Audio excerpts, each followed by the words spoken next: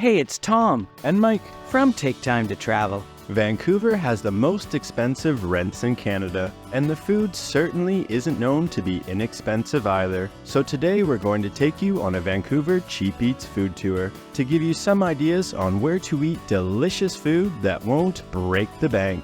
We'll start in Chinatown at a place that serves traditional Chinese barbecue and is appropriately named Chinatown BBQ. As soon as we stepped inside, we noticed their barbecued meats on display behind the glass. Their dining area has a cool retro kind of style with a black and white tiled floor.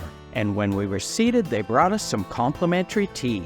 Then they offered to move us to a booth when one became available. To eat, I chose the roasted rack of crispy pork on steamed rice, and Tom got the soy sauce chicken, which came with a ginger and scallion sauce, and was also served on steamed rice. Another cheap eats option for two people to split is to order the large barbecue pork Hong Kong style meat platter, as well as the Chinese sausage as a side dish, and some extra jasmine steamed rice to go with it. The soy chicken, the crispy pork, and the barbecue pork were all amazing, but we ordered way too much food, so we had lots of leftovers. There's lots more to eat, so let's keep going and head over to the vibrant Kitsilano neighborhood to try There that has the same owners as Annalena, which has a Michelin star and is ranked as one of the top restaurants in Canada. Let's head inside and show you what it's like.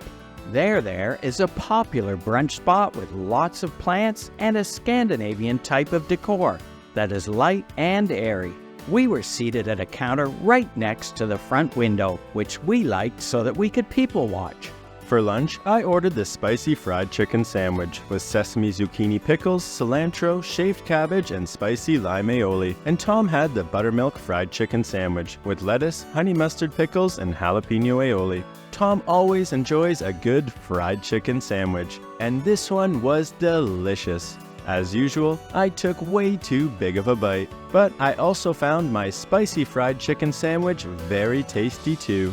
We loved our meal. The food was amazing, but we would have liked to try their popular donuts too. However, they were sold out by the time we arrived. So now let's continue on our Cheap Eats food tour and make our way over to Vancouver's West End neighborhood to try a super popular place that always has a lineup called Ramen Danbo. Inside, the main dining area is pretty small, but there's also a bit more seating at the counter right next to the kitchen.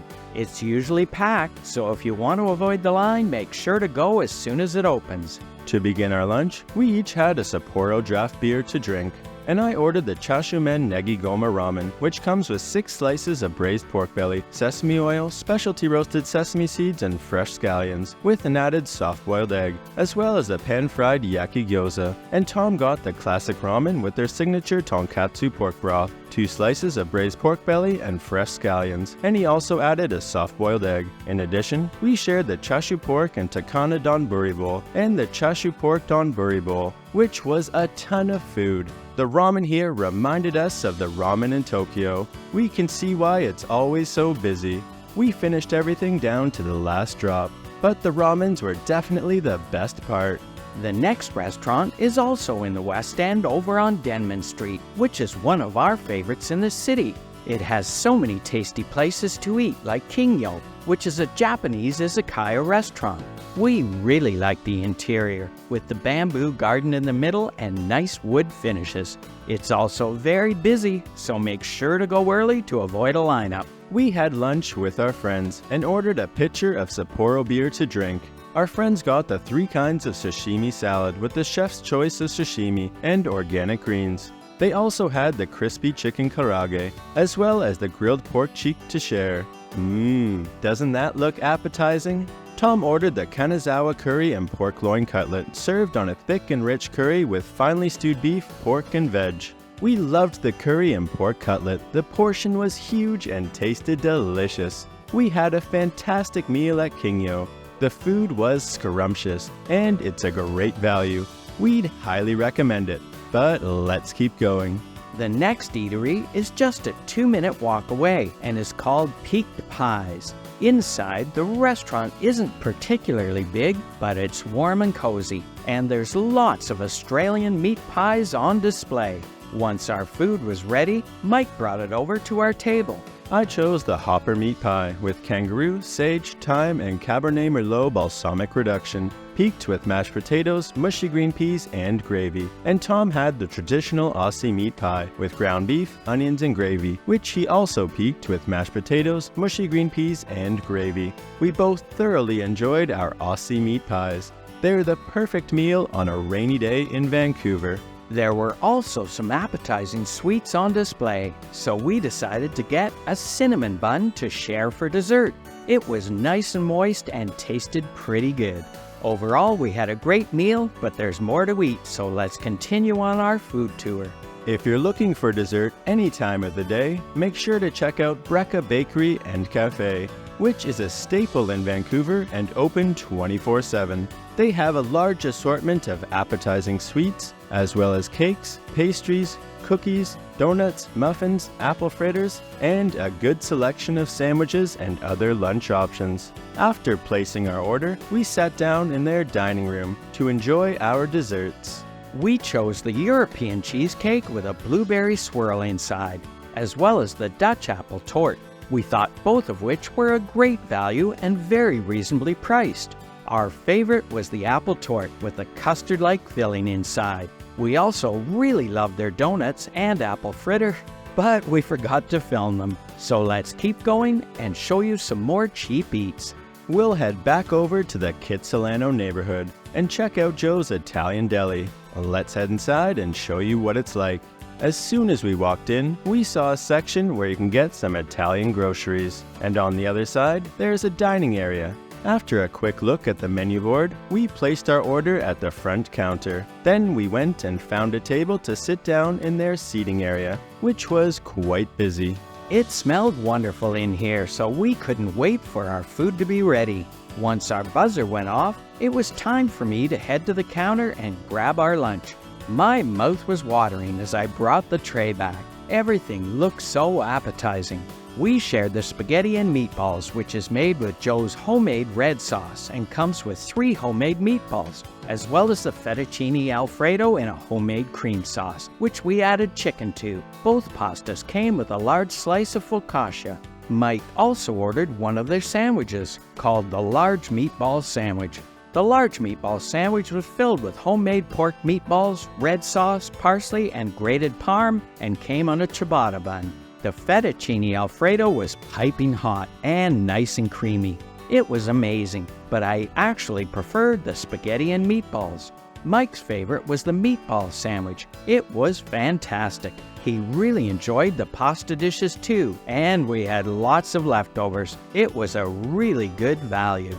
The next place is also in Kitsilano and is called Siegel's Bagels. That serves Montreal-style bagels and smoked meat. Inside, we noticed lots of wood finishes, and we saw them making fresh bagels in their giant wood-fired brick oven. There's also lots of appetizing bagels in the display case.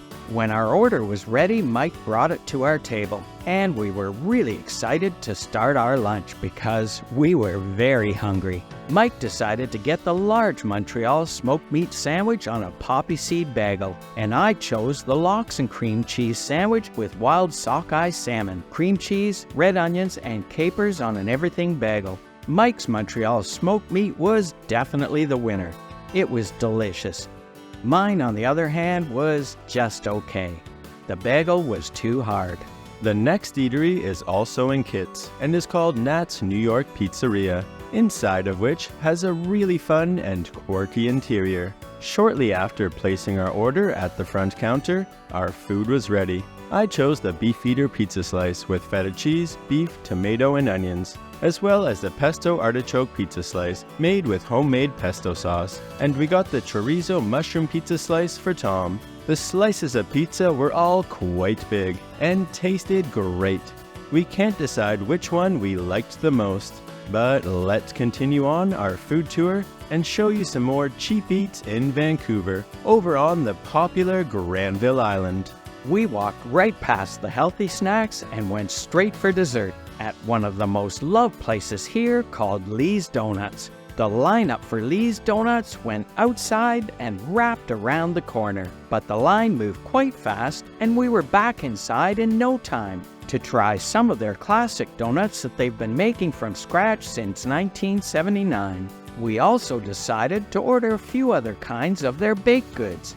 Then we went to try and find a spot to sit down and eat them. So we made our way through the back of the busy public market and headed over to the picturesque outdoor dining area that was filled with picnic tables overlooking False Creek and the gorgeous Vancouver skyline. What an exceptional place to enjoy the summer weather and eat our sweet treats. We just had to be sure to watch out for the seagulls.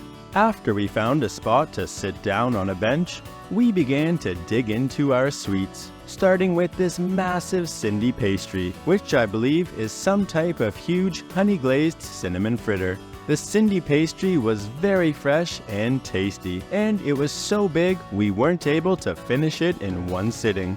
My mom decided to get this gigantic raspberry fritter, which was glazed and filled with pockets of gooey raspberry jelly.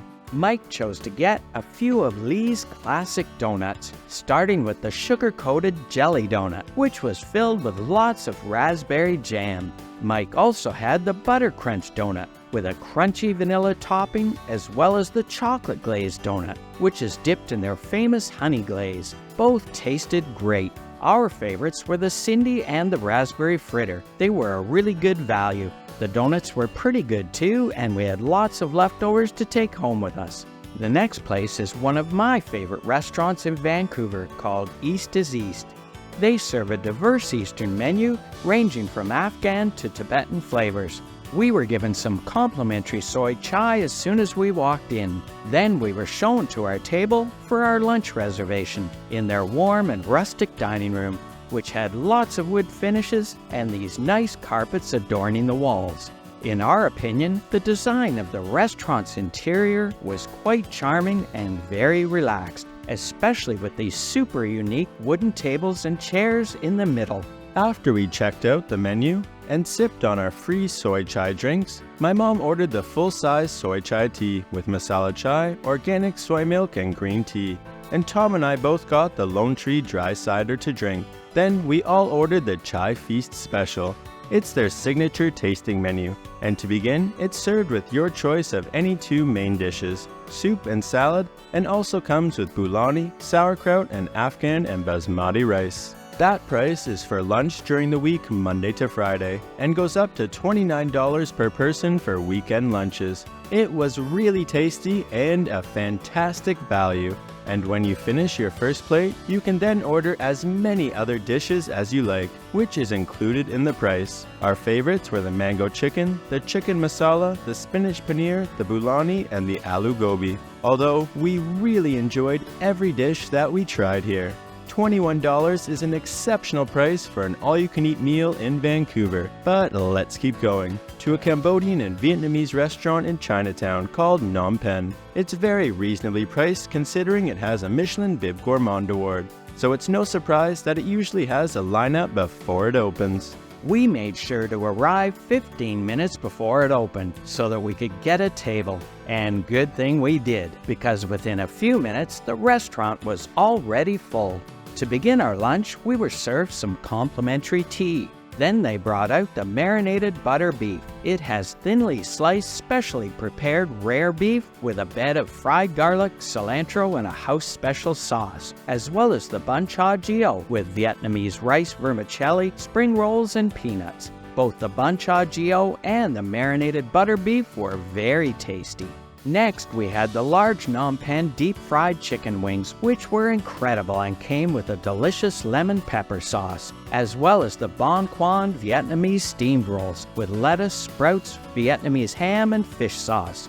For our sixth dish, we got the filet beef luk lak on rice with egg and stir-fried beef seasoned perfectly. I loved the Bon Quan dish, but Mike preferred the filet beef luk lak and the chicken wings, which are both house specialties. For our final dish, we ordered the giant bonseo, which is a crispy crepe filled with shrimp, sliced and minced pork, sprouts, and beans. I attempted to wrap the bonseo up in a lettuce leaf, similar to the way we did in Vietnam, although in Vietnam we used rice papers. I'm not sure how we were supposed to do it here, but it was still pretty tasty, even though I made a mess. This dish was hefty, and any one of these dishes could have been a meal all by itself, so we definitely ordered way too much food. Well, we hope you enjoyed our Vancouver Cheap Eats food tour. If you did, please like and subscribe, and check out our Vancouver Michelin food tour. And remember, take time to travel. Catch you on the next one.